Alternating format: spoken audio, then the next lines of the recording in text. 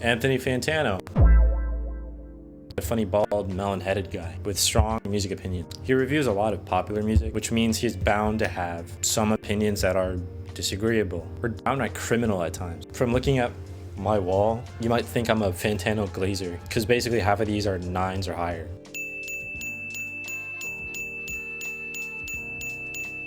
But sometimes he misses the mark so much that it makes you wonder if you're even listening to the same music, because there's no way that what he's hearing is the same thing as what I'm hearing. And that's the conclusion you come to. So here are a few times where he completely fumbled the bag, missed the mark, dropped the ball, bad takes.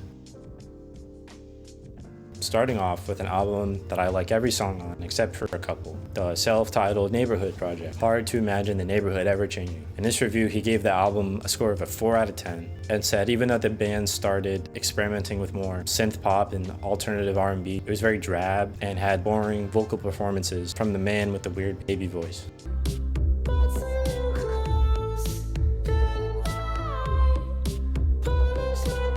I agree that Jesse's voice on some of these tracks could come off as annoying, but there's still a lot of variety in the way that he sings a lot of the time on here. Variety is a word I would use to describe most of this album and the listening experience in general. Various styles that fall under the umbrella of being moody and atmospheric. I wouldn't call it drab. Sounding darker while contrasting that energy with his higher voice is kind of their brand for the most part. Basically every song is catchy in its own way, while finding a way to not make it all sound the same. They somehow found a way to fit Denzel Curry into a song and make it work, and then later doing the same with Ghostface Killah and IDK, which are the most random collabs to have on this kind of album, but I gotta respect it, like it works.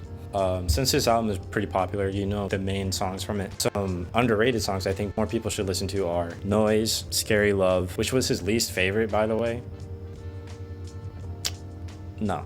And Compass. Normally I would say, go listen to it, form your own opinion, but not today. I'm the one being recorded by a camera. So I'd say the album is good. Listen to it if you haven't heard the whole thing before, but I'm influencing your taste. It's good. I like it. The only songs that I don't love that much are Roll Call, Void, Living in a Dream, Blue, and Beautiful Oblivion. The next review I disagree with is Passion, Pain, and Demon Slaying by Kid Cudi. This album came out after Speeding Bullet to Heaven, which is definitely his worst body of work by far. So in comparison, the new one is a huge step up, which he did acknowledge, but that didn't mean he liked it in a vacuum. He thought many of the songs lacked structure and progression by stretching a minute's worth of material into a whole 5-minute song or so, where he just moans his way through it, which I didn't find much of a problem with because of the vibe they're going for, which are cold, synthy, late night mood tracks. But I would definitely see why someone wouldn't like this album. At first I didn't like it that much. It took me like 3 listens before I got it. Like I get it now, like it works.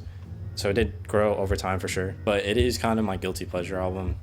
Like it is weird sounding, but I do like it. But it's something, or the way the songs make me feel, that I can't describe, but I can't let go of them. Like when I hear them, I instantly just have to listen to them the whole way through. Maybe something about the things I was going through in the time of my life when I heard it that stuck with it. The songs kept me pushing, I guess. He gave the album also a 4 out of 10, which is better than a 0, so 4-point improvement is pretty good. I guess the next album he did give a 10, so.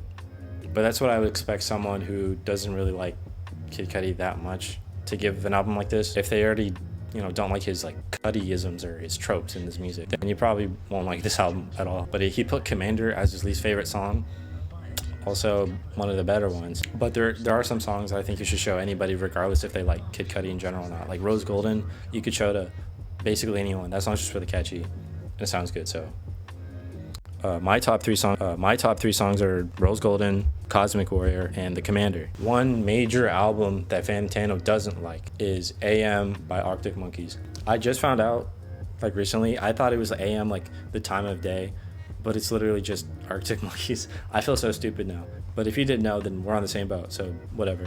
But I'm sure we've all heard songs from this album by this point, or at least recognize the sound of them if you didn't know who they were by. But the problem Fantano had was the energy and the spirit that they had in their earlier projects, like on Whatever You Say I Am, I'm Not, and Favorite Worst Nightmare, have been sidelined in order to make, in his words, cold, calculated, and tame rock music. The funny thing about that is that he felt like they were trying to make mainstream music, but it wasn't even good at trying to do that. And now it's one of the most successful albums in that genre in our time. But he said none of the songs had a memorable guitar riff or catchy melody, and he couldn't say he actually liked any of the songs, which is like the first song. I think it's the first song. Do I want to know? Is that the first song?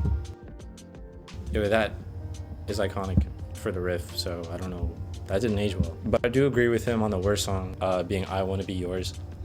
I hate that song. It's boring and I don't find it catchy, and the lyrics make me roll my eyes every time. I wanna be your vacuum cleaner, let me breathe in your dust. But I do think a 3 for this is kind of criminal. My top 3 songs on this in no particular order are Fireside, Why'd You Only Call Me When You're High, generic, but it's catchy, and Snap Out of It. If you saw the thumbnail and noticed Currents by Tame Impala, and you've seen the review that he did about it, you might be a little confused, since he did give it a positive score. You know, he gave it a 7, which is good, don't get me wrong, but I do think it should be higher considering the impacts that this album had on not only its own genre but other ones as well. It is even broken into rap. Rihanna did a cover of one of the songs on Anti.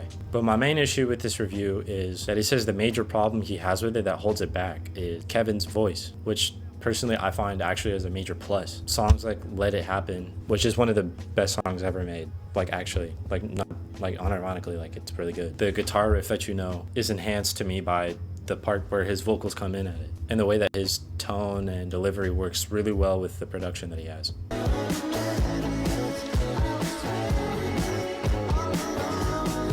Sometimes someone will have a different opinion on music that you like, which is why it's fun to see other people's thoughts about it, especially if you care about it. At the end of the day, it's just opinions, and I'm sure a lot of his has changed since then. Like a lot of these were a while ago. You know, if you want to see other opinions that he has that I disagree with, I could definitely find stuff. Like a lot of I could talk about Yeezus. He gave like a 4 or something crazy, and same with Testing. So let me know if you want to see another video in this idea. Cool. Watch this one though.